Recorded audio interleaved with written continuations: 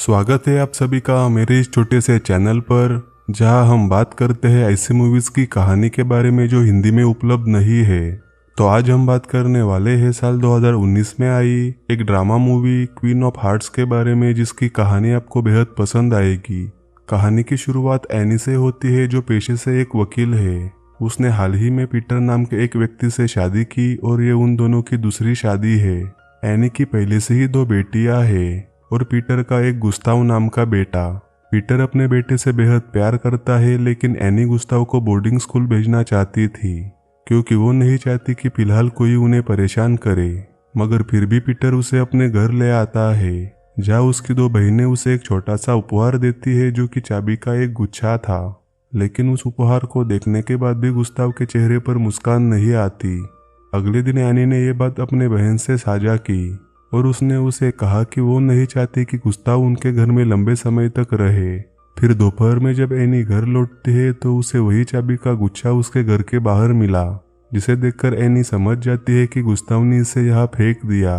और जब एनी घर में आती है तो देखती है कि गुस्ताव और पीटर के बीच झगड़ा हो रहा है। वो समझ जाती है कि फिलहाल दोनों बाप बेटे के बीच संबंध अच्छे नहीं है। फिर शाम को पीटर एनी को बताता है उसने गुस्ताव को इस घर में लाकर बहुत बड़ी गलती की है। लेकिन यहाँ एनी उससे कहती है कि उसे कुछ वक्त लेना चाहिए, धीरे धीरे सब कुछ ठीक हो जाएगा। जिसके बाद अगले दिन जब एनी घर लौटती है तो देखती है कि उसके घर की सभी महंगी चीजें गायब थी। वो तुरंत पीटर को कॉल करती है और सब कुछ बताती है। फिर अगले दिन जब एनी गुस्ताव के कपड़े धोती है तो उसे वही चीजें मिली जो कल चोरी हुई थी। इससे एनी समझ जाती है कि गुस्ताव ने ही कल घर में चोरी की थी। लेकिन जब वो गुस्ताव को बताती है कि वो सब कुछ जानती है तो शुरुआत में गुस्ताव निर्दोष होने की कोशिश करता है। लेकिन जब एनी उसे पुलिस में शिकायत दर्ज कराने का कहती है तो गुस्ताव अपनी गलती स्वीकार करता है। एनी कहती है कि ठीक है, मैं पुलिस में शिकायत दर्ज नहीं करूंगी, लेकिन बदले में तुम्हें घर में सभी के साथ अच्छा व्यवहार करना होगा। जिसके बाद से गुस्ताव बिल्कुल वैसा ही करता है जैसा एनी ने उसे करने के लिए कहा था। वो सभी के साथ अच्छा व्यवहार करता है, जिसे देखकर पीटर और एनी काफी खुश थे। फिर एक दिन गुस्ताव अपनी गर्लफ्रेंड अमेंडा को घर लाता है और एनी से मिलवाता है। जिसके बाद वो अमेंडा को अपने कमरे में ले जाकर उसे बातें करते हुए एक निजी पल बिताता है। एनी को बाहर उनकी आवाजें सुनाई देती है, जिससे वो कुछ परेशान थी और फिर उसी बारे में सोचकर एनी को पूरी रात नींद नहीं आती। वो पीटर के पास जाती है और उसे बहकाती है। इसके अगले दिन जब वे चारों पिकनिक पर थे तो एनी वहां अपने काम में व्यस्त थी। तभी गुस्ताव वहां आकर एनी को उनके साथ आने के लिए कहता है, जिस पर एनी भी सहमत हो जाती है और दोनों एक साथ स्विमिंग करते हैं। और यहाँ देख सकते हैं कि गुस्ताव एनी के परिवार के साथ अच्छे से घुल मिल गया है। फिर अगले दिन पीटर अपने कुछ रिश्तेदारों से बात कर रहा था, लेकिन एनी को वहाँ बोलते जब पीटर उस पर ध्यान नहीं देता तो एनी नीचे आकर अकेले ही बैठ जाती है। तभी गुस्ताव वहाँ आता है और एनी से उसके साथ क्लब चलने के लिए कहता है। अब एनी को भी वहाँ पर बोरिंग महसूस हो रहा था तो वो मान जाती है। अब दोनों एक क्लब में थे, जहाँ दोनों ही बातें करते हैं और शराब पीते हैं। फिर तभी गुस्ताव को उसकी गर्लफ्रेंड का कोई मैसेज आता है और वो एनी से कहता है कि उसे जाना होगा। फिर गुस्ताव के वहां से निकलते समय एनी अचानक से उसे चूमती है, लेकिन वो कुछ नहीं कहता और चुपचाप वहां से चला जाता है। अब एनी रात को घर लौटती है तो पीटर उस पर काफी गुस्सा था। वो कहता है कि तुम्हें कम से कम अपना फोन लेकर जाना चाहिए था। अब क्लब में हुए उस हादसे से एनी हमेशा गुस्ताव के बारे में ही सोचती रहती और जब एक रात उसे नींद नहीं आती तो वो गुस्ताव के पास उसके कमरे में जाती है और उसे बहकाना शुरू करती है। पहले तो गुस्ताव खुद को बहकने नहीं देता, लेकिन जब एनी अपने हाथों से उस पर दबाव डालती है तो वो बहक जाता है और फिर दोनों ही एक दूसरे के साथ एक निजी पल साझा करते हैं। फिर अगले दिन एनी गुस्ताव के लिए एक लैपटॉप खरीदती है और जब एनी घर आती है तो पीटर उस पर गुस्सा था। वो कहता है कि गुस्ताव मेरा बेटा है और ये काम मुझे करना था। पीटर की ये बात सुनकर एनी उसे समझाती है कि गुस्ताव हमारा बेटा है, चाहे मैं ये काम करूं या तुम, ये एक ही बात है। एनी की ये बात सुनकर पीटर काफी ज्यादा खुश था, क्योंकि कुछ समय पहले एनी खुद पीटर को बोर्डिंग स्कूल भेजने का कह रही थी और अब उनके बीच सब कुछ ठीक है। अब एनी दिन में गुस्ताव के साथ होती थी और रात में पीटर के साथ। यानी जब गुस्ताव घर पर नहीं होता था तब एनी पीटर के साथ एक निजी पल साझा करती थी और जब पीटर घर से बाहर होता तो वो गुस्ताव के साथ। अब अगले दिन एनी और जब सभी लोग पार्टी में व्यस्त थे तब गुस्ताव बार बार एनी के करीब आने लगा और एक पल में गुस्ताव ने उसे चूमना शुरू कर दिया। लेकिन उसी वक्त एनी की बहन उन्हें देखती है, जिससे एनी को गुस्ताव पर गुस्सा आता है, क्योंकि अब एनी को डर था कि कहीं उसकी बहन जाकर सबको ये बात बता ना दे।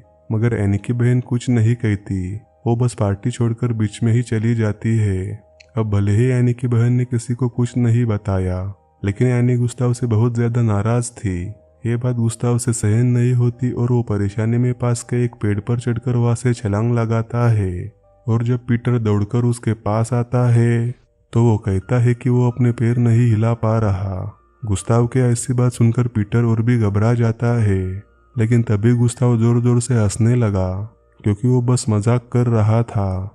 उसी रात एनी और पीटर गुस्ताव के बारे में बातें करते हैं, जहां पीटर बताता है कि उसे लगता है गुस्ताव ने अभी तक उसके परिवार को स्वीकार नहीं किया।